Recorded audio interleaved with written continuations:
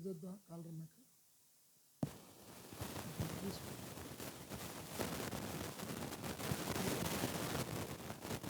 Recording పెడతాను.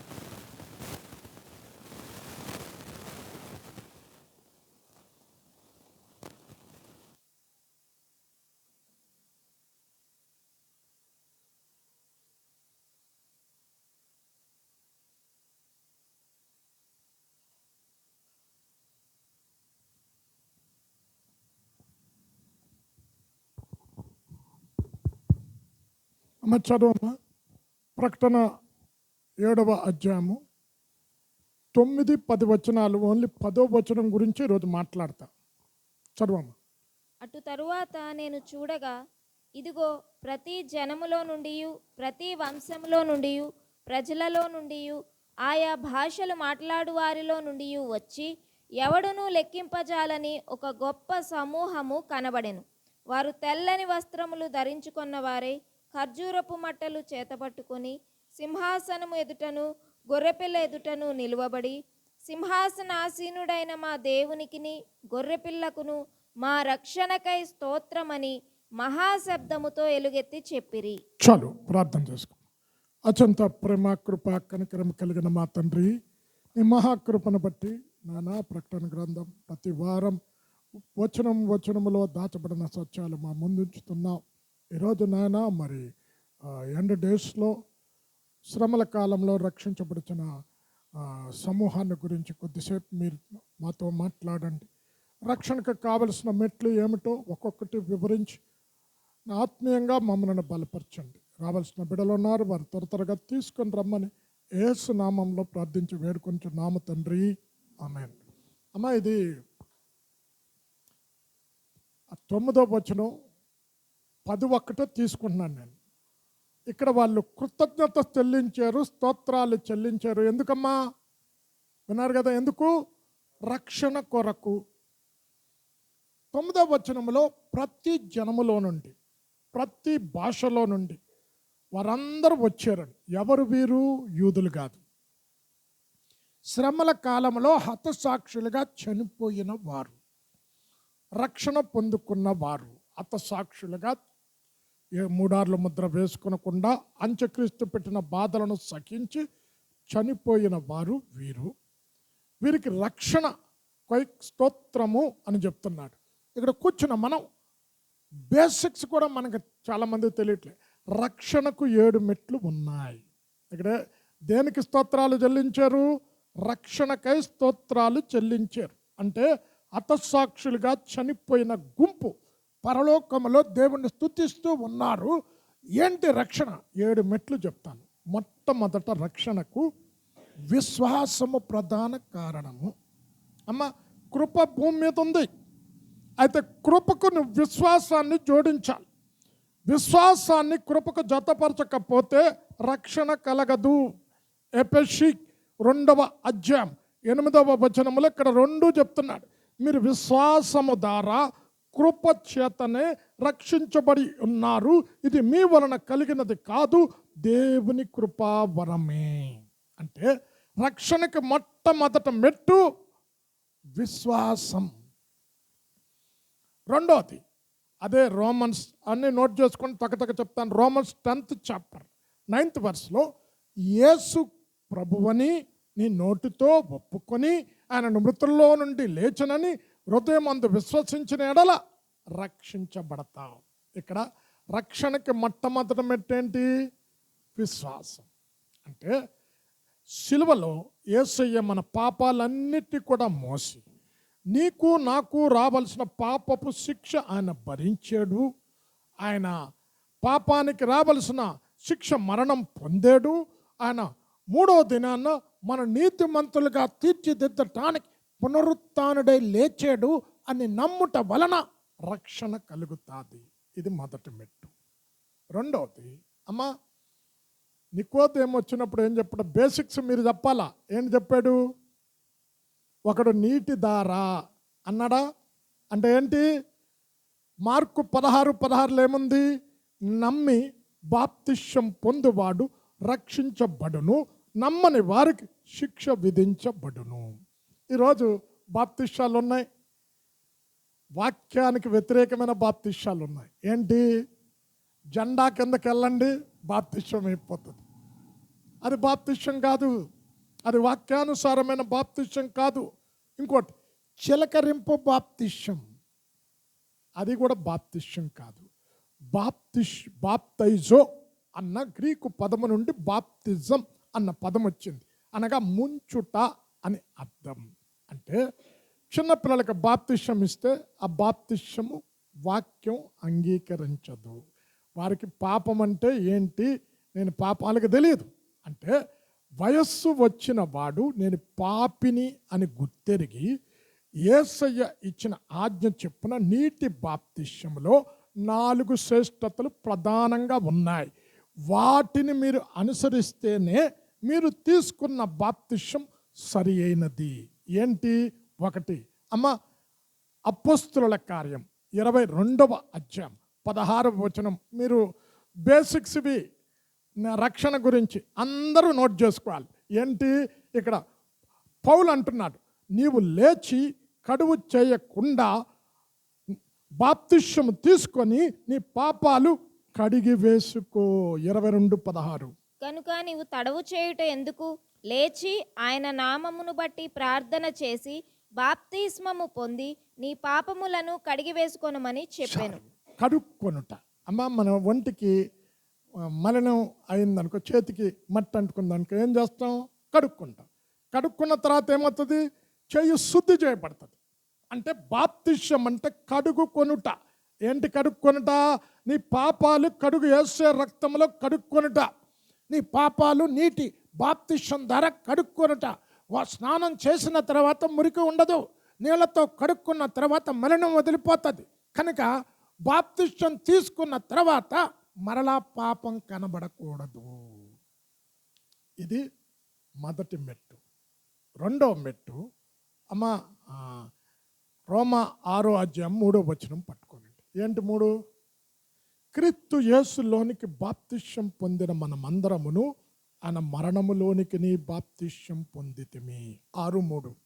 క్రీస్తు యేసులోనికి బాప్తిస్మము పొందిన మనమందరము ఆయన మరణములోనికి బాప్తిస్మము పొందితిమని మీరెరుగరా? అది బాప్తిష్యం అంటే ఏంటమ్మా? ఇప్పుడు అందుకనే బాప్తిష్యం ఇచ్చినప్పుడు ఏం చేస్తాం చెప్పండి? ఏం చేస్తాం? పూర్తిగా ముంచుతున్నాం. చచ్చిపోయిన వాడిని సగం పాతి పెట్టి ఇడిచిపెడతారా? పూర్తిగా పాతి పెడతారు. అంటే పాపము ద్వారా తల్లి తండ్రి నాకు ఇచ్చిన ఈ పాపపు జీవితం ద్వారా నేను మరణిస్తున్నా అని నీ పాపపు జీవితాన్ని, ప్రాచీన స్వభావాన్ని, పాపపు స్వభావాన్ని పాతి పెట్టుట, సమాధి చేయుట. సమాధి చేసిన సగం కప్పెట్టి సగం ఉంటే కుక్కలు తింటాయి మాంసం. ఏంటి? ఆకాశ పక్షులు గద్దలు తింటాయి. ఎవడు కూడా అంత ఘోరంగా సగం కప్పిడిచిపెట్టడు. అందుకే పూర్తిగా ముంచుతున్నాం. అంటే ఇప్పుడు బాప్తిష్యం తీసుకున్న తర్వాత ఒకప్పుడు తాగుబోతాడు, ఇప్పుడు తాగకూడదు. ఒకప్పుడు తిట్టుబోతు, ఇప్పుడు తిట్టకూడదు. ఒకప్పుడు సీరియల్ చూసేవారు, ఏమంటారు, జబర్దస్తులు ఇవి. ఇప్పుడు ఇవి బాప్తిష్యం తీసుకున్న తర్వాత కూడా ఇవి చూస్తాను అంటే నువ్వు తీసుకున్న బాప్తిష్యం సరైనది కాదు. వాటిలో చావాలి. చచ్చినవాడు అమ్మ సినిమాలు చూస్తాడా? చచ్చినోడు తాగుతాడా? ఒరే ఏమంటారు, కాస్ట్లీ తాగే దాంట్లో ఫారెన్ లిక్వర్ ఏదో అంటారండి. రే ఫారెన్ లిక్వర్ రా, తాగురా, కాస్ట్లీ రా. ఆడు చచ్చాడు, ఆడేం తాగుతాడు? చచ్చినోడి దగ్గరికి వెళ్ళి సినిమాకి వెళ్దాం రా అంటే వస్తాడా? చచ్చినోడి దగ్గరికి వెళ్ళి తిట్టండి తిడతాడా? అంటే శరీర కార్యాల విషయంలో, పాపపు స్వభావం విషయంలో, లోకము విషయంలో చావాలి. చావకపోతే ఏమండి, ఒకప్పుడు బొట్టు ఉండేది, ఇప్పుడు బొట్టు తీసుకున్నా. ఒకప్పుడు వేరే గ్రంథం చదివేవాడిని, మత గ్రంథం, ఇప్పుడు బైబిల్ చేతులు పట్టుకున్నా. కానీ నాకు గయ్యాలదనం పోలే, నాకు జగడ మాటలు మానలే, నా నోటి బూతులు మానలే. అంటే నువ్వు తీసుకున్న బాప్తిష్యం సరి అయింది కాదు. నీ పాపపు స్వభావాన్ని సమాధి చేయుట, పాపము విషయంలో మరణించుట, ఇది రెండవది. మూడవది అమ్మ, ఇప్పుడు మొదటి పేతురు 3వ అధ్యాయము 20వ వచనమా చూడు. అదేదనగా నిర్మలమైన మనస్సాక్షి ఇచ్చు ప్రత్యుత్తరమే అని ఉంటుంది. మొదటి పేతురు 3వ అధ్యాయం 18, 19, 20 చూడము. ఆ ఓడలో 8 మంది రక్షణలోకి వచ్చారు అని చెప్తాడు. మొదటి పేతురు 3వ అధ్యాయం 18, 19 చూడండి. 21 చదవమ్మా. చదవమ్మా. ఆ ఓడలో కొందరు అనగా 8 మంది నీటి ద్వారా రక్షణ పొందిరి. దానికి సాదృశ్యమైన బాప్తిస్మము ఇప్పుడు మిమ్మును రక్షించుచున్నది. అదేదనగా శరీర మాలిన్యము తీసివేయుట కాదు గాని యేసుక్రీస్తు పునరుద్ధాన మూలముగా దేవుని విషయము నిర్మలమైన మనస్సాక్షినిచ్చు ప్రత్యుత్తరమే. నిర్మలమైన మనస్సాక్షి అంటే ఏంటమ్మా? కలంకము లేని మనస్సాక్షి. నీ మనస్సాక్షి నీ మీద దోషారోపణ చేస్తాడు. అరే నువ్వు లోబడాలి తల్లిదండ్రులకు అని. విశ్వాసులైతే దైవజనుడికి లోబడాలి, భార్య అయితే భర్తకు లోబడాలి. మనస్సాక్షి సాక్ష్యం చెప్తారు. అంటే దోషారోపణ మనస్సాక్షిలో ఉండకూడదు. నిర్మలమైన మనస్సాక్షి దేవుని దగ్గర ఉండాలి. చదవమ్మ అపొస్తలుల కార్యం 23వ అధ్యాయం 1వ వచనం.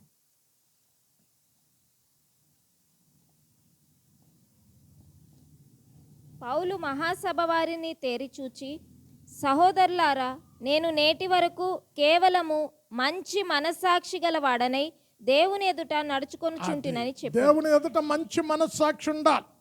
ప్రతి చల్లపూట ఆదాము దేవుణ్ణి ఎదురేకి స్వాగతం చెప్పేవాడు. దేవుని కొరకు ఎదురు చూస్తూ ఉండేవాడు. చల్లపూట ఆదాము ఎప్పట్లాకే దేవుడు ఆదాముకు వెతుక్కుంటూ చల్లపూట దేవుని ఆదామును దర్శించటానికి దేవుడు ఏదేను తోటకు వస్తే ఏమన్నాడు? ఆదామా, ఎప్పుడు ఎదురేకి స్వాగతం చెప్పేవాడు. ఎదురు పల్లె ఎక్కడున్నాడని దేవుడు వెతుకుతూ ఉంటే, ఆదామా ఆదామా ఎక్కడ ఉన్నావు అంటే ఏమన్నాడు? నీ స్వరము విని భయపడి చెట్టు చాటున దాక్కున్నాను. అమ్మ దాక్కోమని దేవుడు చెప్పాడా? ఇంతకు మునుపు ప్రతి రోజు ఎదురేకి స్వాగతం చెప్పేవాడు కదమ్మా. మరి దేవుని ఎదుట ఎప్పుడైతే పాపం చేశాడో భయం వచ్చింది. ఎప్పుడైతే భయం హృదయంలో ప్రారంభమైందో మనస్సాక్షి చెప్తుంది, ఆయన పరిశుద్ధుడైన దేవుడు, నువ్వు అపరిశుద్ధమైన పని చేసావు, ఆయనకు వ్యతిరేకమైన కార్యం చేసావు, ఆయనకు అవిధేయత చూపించావు, ఆయన ఆజ్ఞను తిరస్కరించావు, ఉల్లంఘించావు, నువ్వు ఎదుట పడలేవు. దాక్కున్నాడు. మనస్సాక్షి మంచిగా లేకపోతే దేవుడు పిలిచినా ఆయన ఎదుట రాలేరు. చాలామంది దేవునితో మంచి మనస్సాక్షి కలిగి ఉంటారు, పొరుగువాడితో ఉండదు మనస్సాక్షి. ఇక్కడ బాప్తిష్యానికి సాదృశ్యం. అమ్మా బైబిల్లో ఏముంది? సమాధానపడువారు ధన్యులు, ఫిల్ చేయండి, దేవుని కుమారులు. అంటే బాప్తిష్యానికి ముందు నువ్వు ఎవరితోనైనా సమాధాన పడలేదు అనుకో, ఈ పొరుగువాడితో సమాధాన పడలేదు అనుకో, లేక నీ సహోదరులతో సమాధాన పడలేదనుకో, వెంటనే వెళ్ళి సమాధాన పడాలి. యేసు ఏమన్నాడు?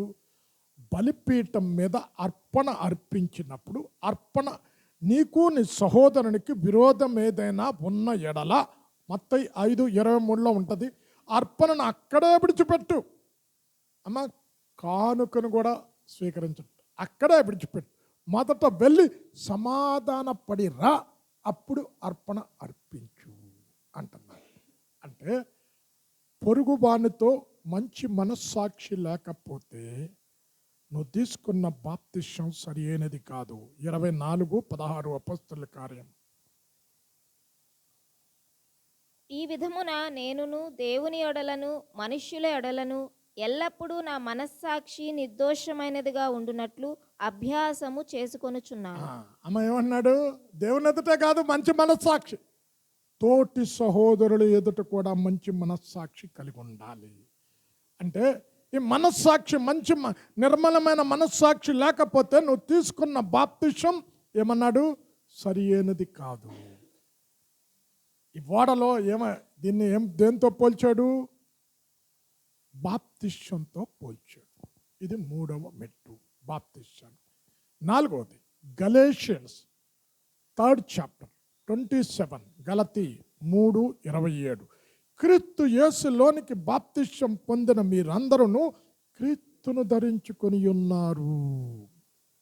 క్రీస్తులోనికి బాప్తిస్మము పొందిన మీరందరూను క్రీస్తును ధరించుకొని ఉన్నారు. చాలు. అంటే ఇంకా నువ్వు కనబడకూడదండి. బాప్తిష్యం అరే ఈడో తిరిగిపోతాడురా, ఎలా మారాడు? ఇప్పుడు చూడండి, సమరయ స్త్రీ, వ్యభిచారి. అమ్మ, నీళ్ళు పట్టుకోవటానికి ఎవరైనా ఎప్పుడు వెళ్తారు చెప్పండి? ఉదయం, సాయంకాలం. మధ్యాహ్నం ఎవడో వెళ్తాడండి? ఎందుకేం మధ్యాహ్నం వెళ్తుంది? ఉదయం వెళ్తా అందరూ వ్యభిచార స్త్రీ ఎవడు కొంపకోల్చడానికి వచ్చిందో అని అందరూ అసఖ్యించుకుంటారని ఎవ్వరు రాని ఆ సమయంలో మండుటెండలో వెళ్ళింది. అయితే ఈ స్త్రీ యేసయ్య దగ్గర ద్వారా రక్షణలోకి వచ్చిన తర్వాత ఆమె తిరిగి పట్టణానికి వెళ్ళింది. అమ్మ, ఇప్పుడు ఎక్కడికి వెళ్ళాలమ్మా? కుండను విడిచిపెట్టింది అంటే మీకు చెప్పాను. కుండ దేనికి సాదృశ్యం? పాపానికి. అంటే ఎలా పాపానికి సాదృశ్యం? ఆ కుండలో నీళ్ళు నింపుకొని తిరిగి ఇంటికి వెళ్తే అక్కడ ఆరోవాడు ఉన్నాడు, ఆరో భర్త. అక్కడికి ఏం చేయాలా? వంట చేసి పెట్టాలా. వంట చేసి తిన్న తర్వాత నా పక్కన పడుకో అంటాడు. అది శరీర సుఖాలు తీర్చాలా. ఈ పాప బతుకు వద్దు అని కుండ అక్కడ విడిచిపెట్టింది. తిరిగి పట్టణానికి వెళ్ళింది. నేను చేసినవన్నీ నాతో చెప్పిన అతడు వచ్చి చూడండి, అతడు మెస్సయా కాదా?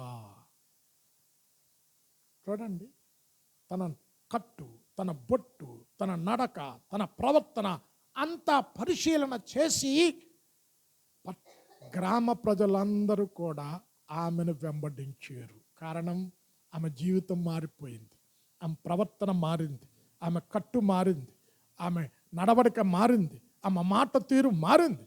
ఇప్పుడు క్రీస్తు యోనికి బాప్తిష్యం పొందిన తర్వాత ఇప్పుడు ఆయనను ధరించుకున్నాం. ఆయన ధరించుకుంటే ఆయన ఎవరు? పరిశుద్ధుడైన దేవుడు. పాపం నీలో కనబడకూడదు. ఆయన ఎవరు? అమ్మ, మన అంటగా జగడమాడేవాడు కాదు. నువ్వు జగడమాడుతున్నావంటే నీ ప్రవర్తన మారలే. ఆయన ఎవరు? దీనుడు. ఇప్పుడు యేసయ్యా నీ తండ్రి ఎవరు అంటే ఆయన ఏం చెప్పాలి చెప్పండి? అమ్మ, ఏం చెప్పాలా? తండ్రి ఎవరంటే ఏం చెప్పాలా? ఈ లోకాన్ని సృష్టించిన సృష్టికర్త యెహోవా దేవుడు నాకు తండ్రి. కాదమ్మా? కాదా? మరి అలా చెప్తున్నాడా? లేదు, తగ్గించుకున్నాడు. నీ కుటుంబ నేపథ్యం ఏంటి అని అడిగితే ఏం చెప్పాలి? పరలోకంలో దేవదూతలు, కెరూబులు, షెరూబులు, 24 మంది పెద్దలు, 4 జీవులు, 7 ఆత్మలు నిత్యము కూడా స్తుతి స్తోత్రాలతో కొనియాడబడుతున్న పరలోక సమూహమే నా కుటుంబం. ఏం చెప్పాడు? అమ్మ, ఏం చెప్పాడు? నా కుటుంబంలో తామర ఒకటి ఉంది. ఎవరమ్మా? సొంత మామతో వ్యభిచారం చేసింది. ఇంకెవరు చెప్పండి? 4 స్త్రీలు. రాహాబు ఎవరమ్మా? అరే, ఎరిపోలేనా పేరుగాంచిన వ్యభిచారి. ఇంకెవరు?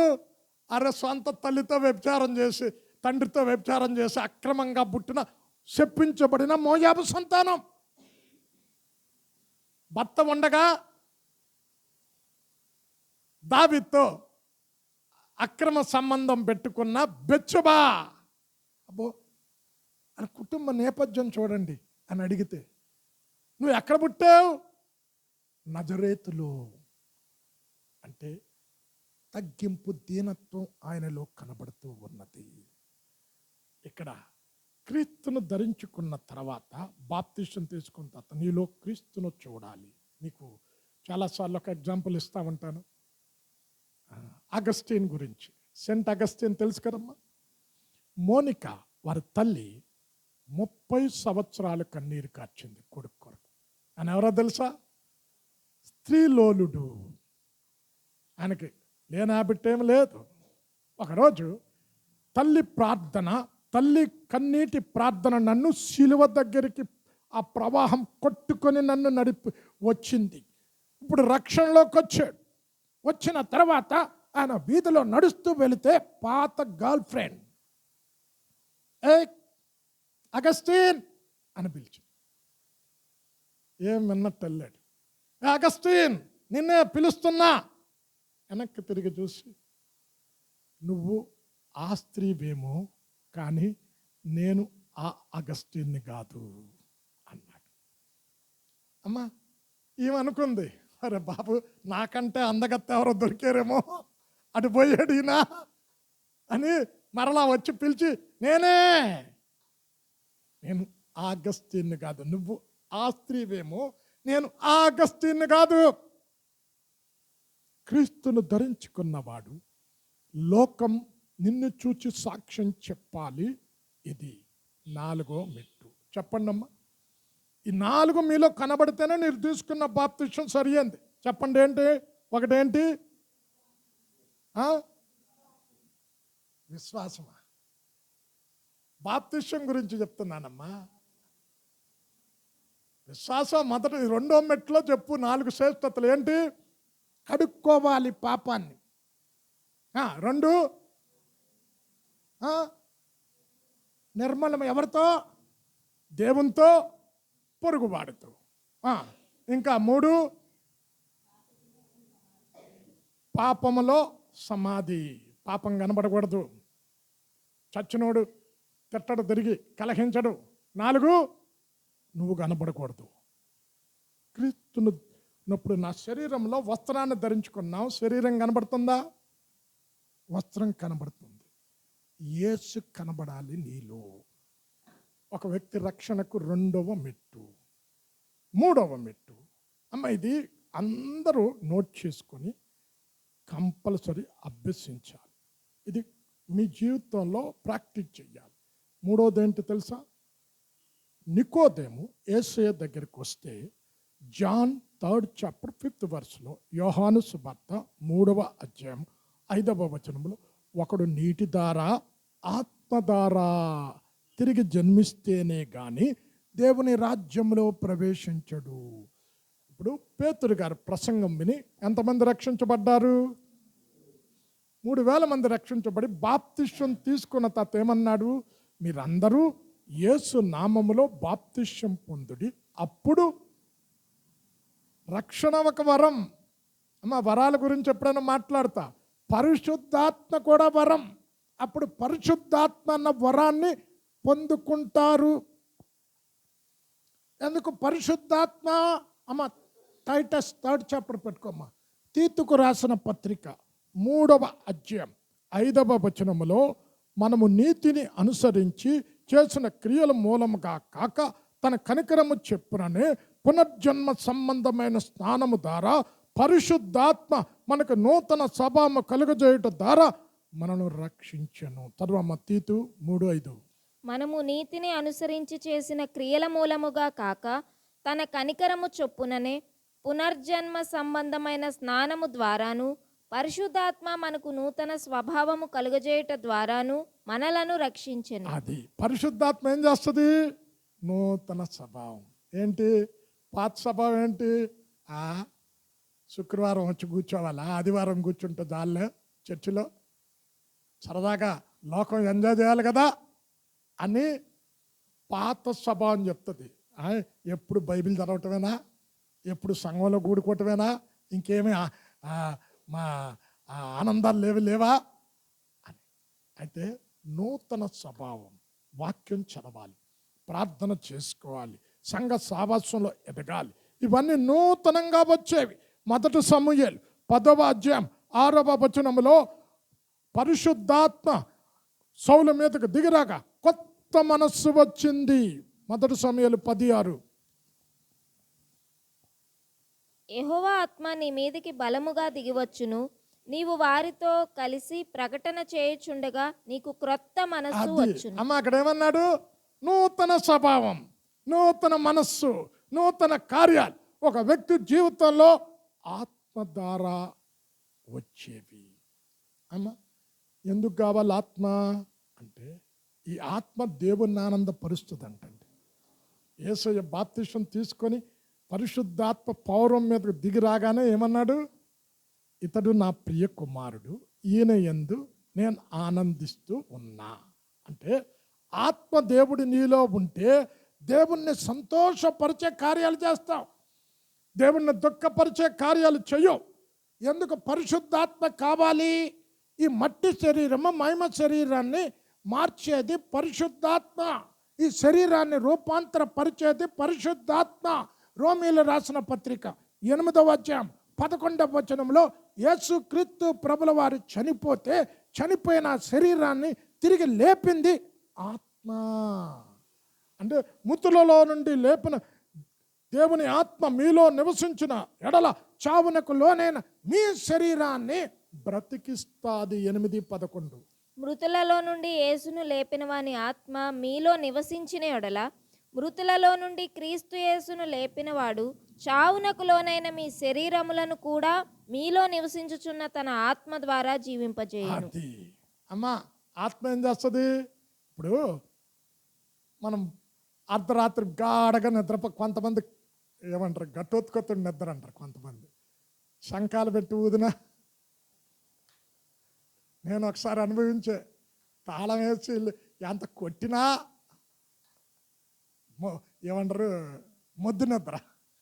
అంటే ఇప్పుడు ఆ నిద్రలో ఉన్నామండి, బోర మోగింది. ఎలాగా? నువ్వు విన్నావు కదా, నీలో ఆత్మ ఉంటే ఈ శరీరాన్ని రూపాంతరపరిచి ఫిలిప్పీ 3:21లో ఈ దీన శరీరం మహిమ శరీరమునక సమరూప కలదానిగా మార్చి తీసుకొని వెళ్ళేది ఆత్మ. అమ్మా రక్త మాంసాల శరీరం దేవుని రాజ్యాన్ని స్వతంత్రించుకోదు కదా. ఇది 3వది రక్షణకి. దేనికి స్తోత్రాలు తెలుస్తున్నారు చెప్పండి? మాకిచ్చిన రక్షణ కొరకై వీళ్ళకి ఎలాగ సువార్త అందింది, ఎలా రక్షించబడ్డారు. క్రైస్తవులే కాదు అన్యులు కూడా అప్పుడు కొంతమంది రక్షణలోకి వస్తారు. ఎలాగా అన్నది నేను చెప్తాను. అమ్మ 4వది 45 యెషయా 22వ వచనములో, భూతి గంతముల నివాసులారా నా వైపు చూచి రక్షణ పొందండి. 45:22. బూదిగంతముల నివాసులారా నా వైపు చూచి రక్షణ పొందుడి. అది అమ్మ ఆయన వైపే చూడాలి. అమ్మ ఉంది కదా, హెబ్రీ 12:1 ఏముంది? ఇంత గొప్ప సాక్షి సమూహము మేఘముల వలె మనను ఆవరించి ఉన్నందున విశ్వాసమునకు కర్త దానిని కొనసాగించేవాడైన యేసు వైపు చూచుచు. అంటే ఒక వ్యక్తి రక్షణను నిత్య రక్షణ పొందుకోవటానికి ఆయన వైపే చూడాలి. చూడకూడనివి ఉన్నాయి. 119 సంకీర్తన 37వ చరణంలో, వ్యర్థమైన వాటిని చూడకుండా నా కనులు త్రిప్పివేయు అంటున్నాడు. ఉంది కదమ్మా. ఎందుకు ఈ కీర్తన దావీదు ఎందుకు ఈ మాట రాశాడు?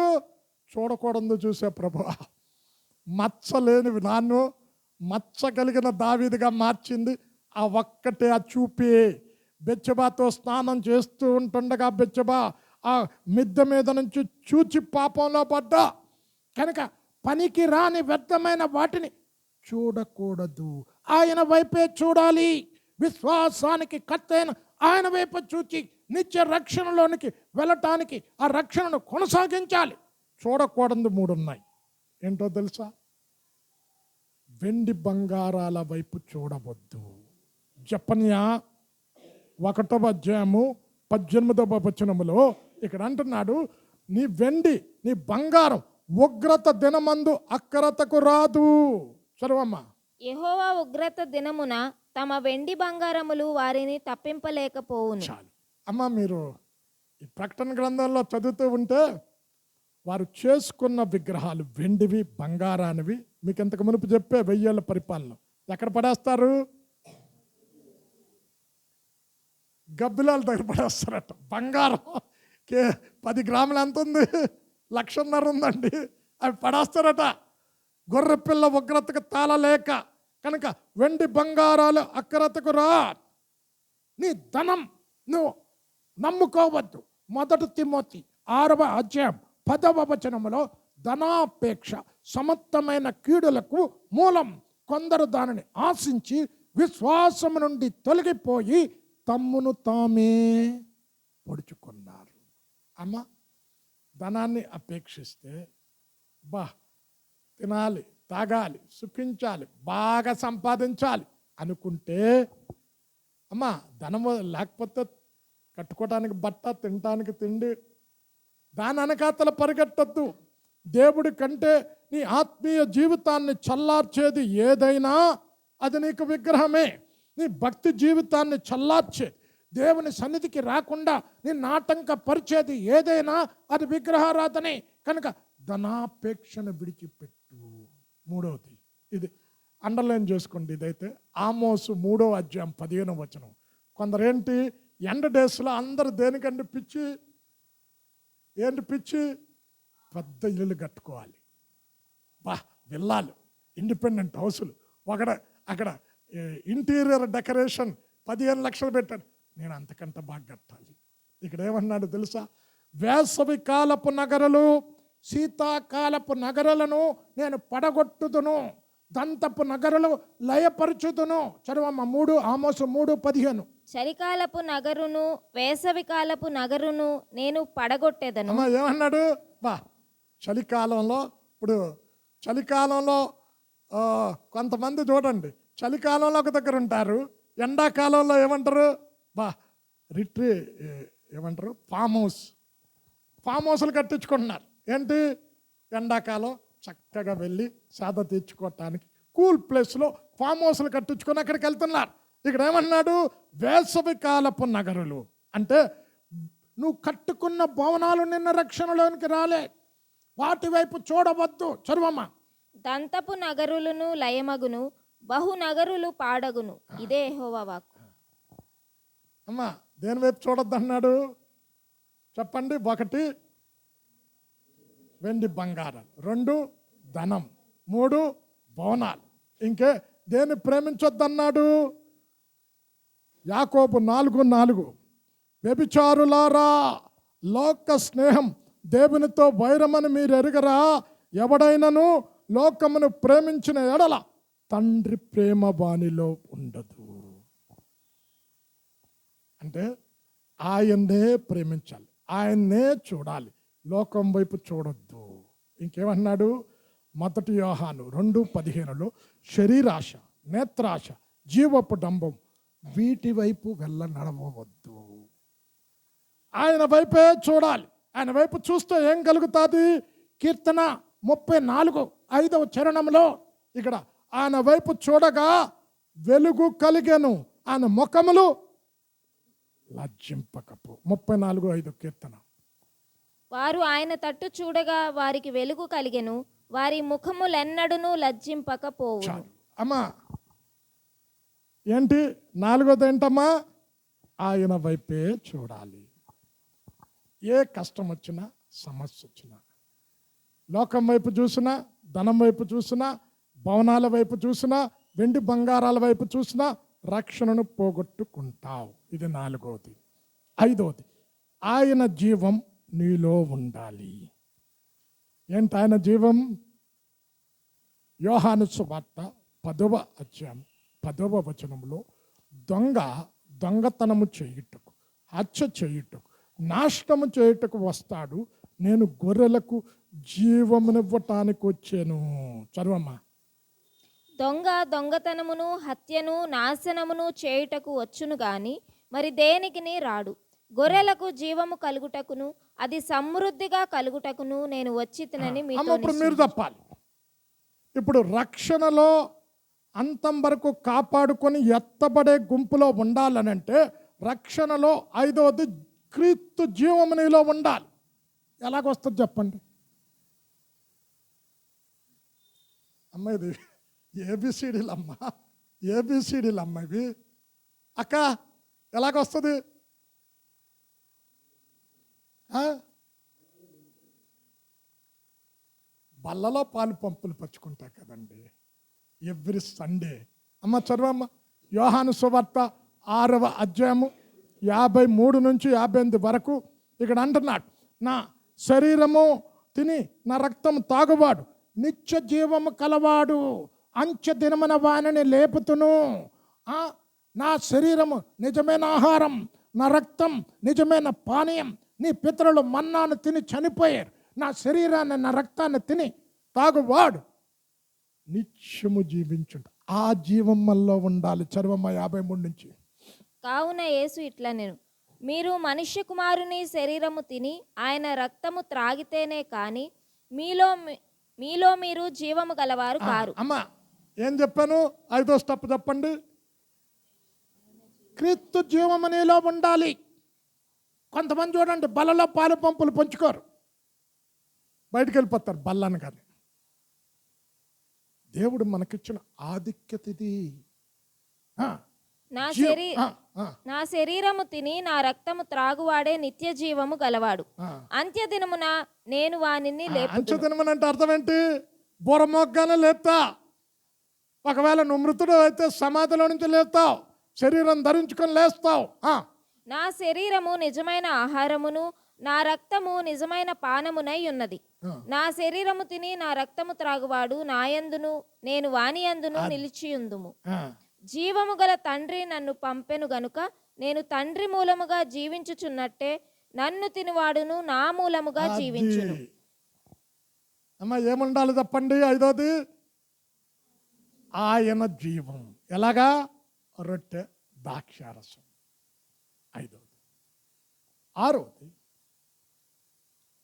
24 మత్తయి 13వ వచనంలో, అంతము వరకు సహించు వాడెవడు వాడే. అమ్మ 6వదా 5వదా? 6 కాదు, 2 3 4 5. ఇది 5. చదవమ్మా 24:13. అంతము వరకు సహించిన వాడెవడో వాడే రక్షింపబడును. అమ్మ సహనాన్ని అంతం వరకు కాపాడుకో. కొంతమంది లెక్చర్లు ఇస్తారు కానీ సహనం ఉండదు వాళ్ళకి. ఒక భార్య భర్త ఏలుబడి కింద ఉండాలంటే సహనం కావాలి. నేను ఖండించి బుద్ధి చెప్పి వాక్యం చెప్తున్నప్పుడు వినటానికి మీకేం కావాలి? కొంతమంది అంటారు, ఈయన మాకు తిండి పెడుతున్నాడు, ఈయనెవరు మమ్మల్ని ఖండించటానికి? ఎవరిచ్చారు అధికారం మాకు? అక్కడి నుండి వచ్చింది అధికారం మాకు. ఈ లోకంలో నుండి పొందుకున్న అధికారం కాదు, దేవుని నుండి పొందుకున్న అధికారం. కనుక ఖండించి వాక్యం చెప్తే వినటానికి మీకు సహనం కావాలి.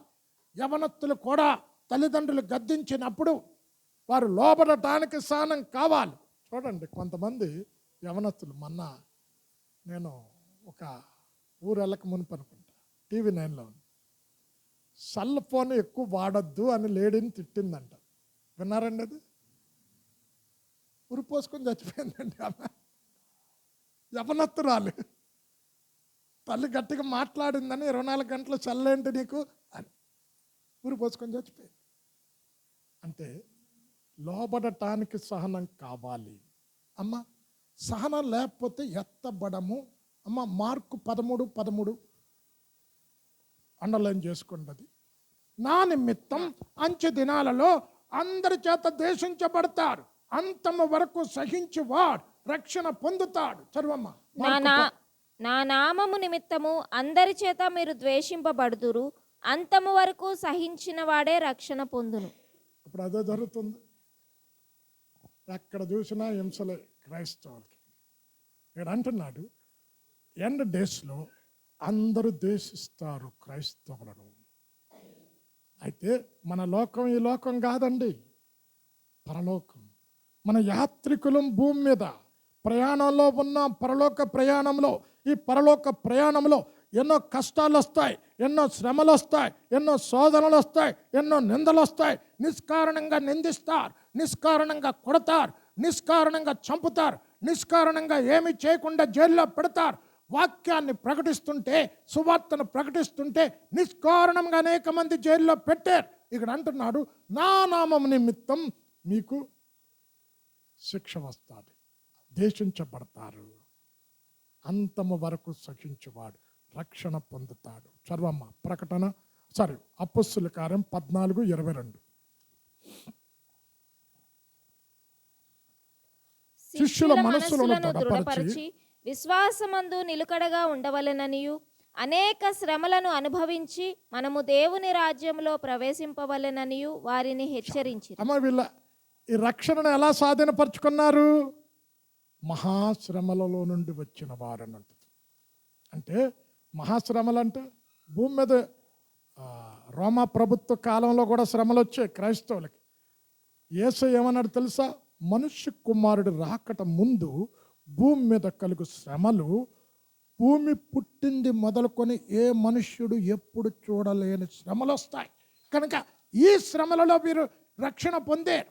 ఎలాగా అంటే సహించారు. ఇది 6వది. అమ్మ సామెతలు 28వ అధ్యాయం 18వ వచనం. యథార్థవంతులు రక్షించబడతారు. 28:18. ఎవడును తరుమకుండనే దుష్టుడు పారిపోవును. 28:18. యథార్థముగా ప్రవర్తించువాడు రక్షింపబడును. చాలు అమ్మ. ఇప్పుడు ఏంటి వాక్యం? రక్షణ ఎవరికి వస్తుంది? యథార్థవంతులకు. అమ్మ యథార్థత లేదండి ఎండ్ డేస్లో. కాపర్లకు లేదు. కొంతమంది భర్తలనే మోసం చేస్తూ ఉంటారు. ఎక్కడ డబ్బులు ఇవి అంటే మా అమ్మ ఇచ్చింది అంటారు. మీ అమ్మ ఎప్పుడు ఇచ్చింది? భర్త దగ్గరే సైడ్ చేసి అమ్మ ఇచ్చింది. అమ్మ యథార్థత పోగొట్టుకుంటే రక్షణ పోగొట్టుకుంటాం. ఆదాము భూమి మీద సృష్టించినప్పుడు ఎలాగున్నాడమ్మా? యథార్థవంతులుగా సృష్టించాడు. చదవమ్మ ప్రసంగి 7వ అధ్యాయం చివరి వచనం. ఆయన నరులను సృష్టించినప్పుడు యథార్థవంతులుగా సృష్టించాడు. 7:29 ప్రసంగి. ఇది ఒకటి మాత్రము నేను కనుగొంటిని, ఏమనగా దేవుడు నరులను యథార్థవంతులనుగా పుట్టించెను గాని. అమ్మ ఎలా పుట్టించాడు ఆదామునవ్వని? ఇప్పుడు వాళ్ళు యథార్థత పోగొట్టుకున్నారు పాపం చేయగానే. ఏమన్నాడు తెలుసా? ఆదామా ఆ పండు తిన్నావా అంటే, చూడండి మీకు ఒకసారి ఇక్కడే మాట్లాడే ఆదివారం ఎంతమంది గుర్తుందండి? ఏదేను గార్డెన్ గురించి మాట్లాడప్పుడు నా ఆత్మీయ కూతురు ట్వింకిల్ కూడా వచ్చింది. 1 గంట మాట్లాడే అందరూ ఏడ్చారు. ఎన్ని అవకాశాలు ఇచ్చాడో చెప్పి ఒకరి మీద ఒకరు దోచుకుంటున్నారండి. అరే నేను ఎక్కడ తిన్నా? ఇదిగో ఆ స్త్రీ అంది. ఇప్పుడు అవ్వని అడిగాడు, అవ్వ నువ్వు చేసిన పని ఏంటి? సర్పం నన్ను మోసగిచ్చింది అంటుంది. సర్పం తినమని చెప్పిందమ్మా? తినమని ఏం చెప్పలే. అంటే ఒకరి మీద ఒకరు నెట్టుకుంటున్నారు. యథార్థత హృదయంలో ఏదుందో అది మాట్లాడాలి. యథార్థవంతులైన క్రిస్తులు, యథార్థవంతులు రక్షించబడతారు. 84 కీర్తన 11వ వచనంలో యథార్థవంతులకు ఏ మేలు చెయ్యకుండా మానడు. 84:11. దేవుడైన యెహోవా సూర్యుడును కేడమునై ఉన్నాడు. యెహోవా కృపయు ఘనతయు అనుగ్రహించును. యథార్థముగా ప్రవర్తించు వారికి ఆయన ఏ మేలును చేయక మానడు. యథార్థత ఉండాలండి. నేను యవనస్తుడిగా ఉన్నప్పుడు తగ సినిమాలు చూసేవాడిని. మా నాన్న ఏంటంటే నెలకొక్కసారే వెళ్ళాలి. అది కూడా ఆయన పర్మిషన్ తీసుకొని. నేను సినిమాకి వెళ్ళి వస్తుంటే మా అమ్మ మా చెల్లి మా అక్క కంబైన్డ్ స్టడీకి వెళ్ళారని చెప్తారు.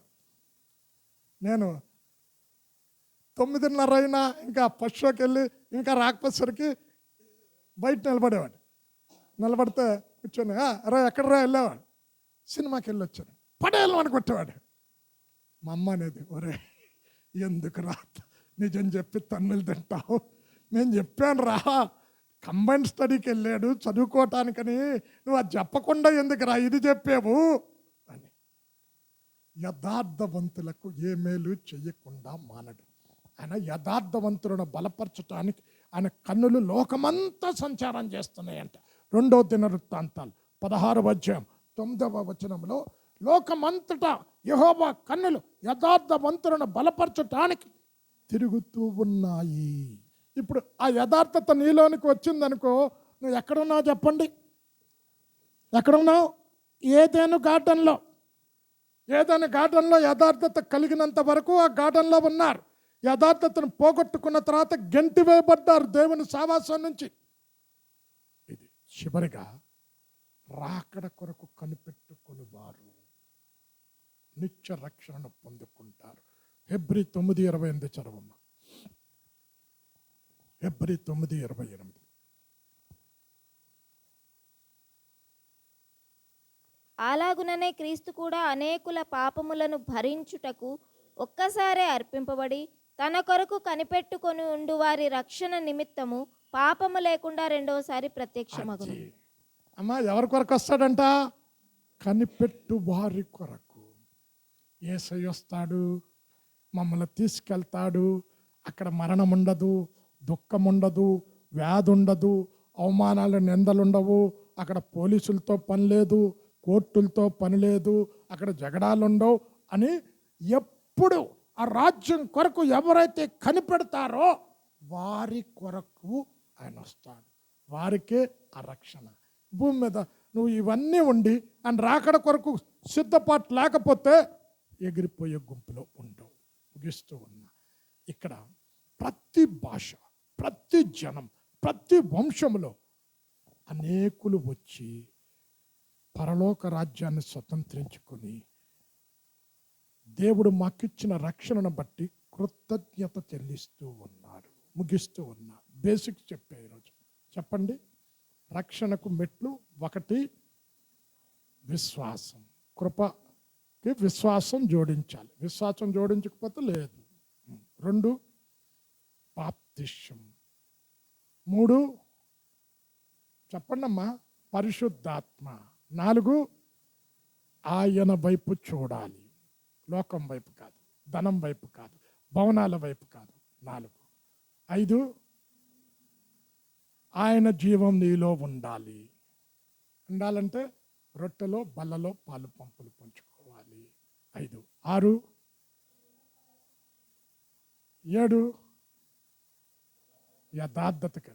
8 రాకడ కొరకు కనిపెట్టాలి. ఈ లక్షణాలు వీళ్ళలో ఉన్నాయి, ఎగిరిపోయారు. చిన్న చిన్న లోపాలు ఉన్నాయి, విడవబడ్డారు. అయితే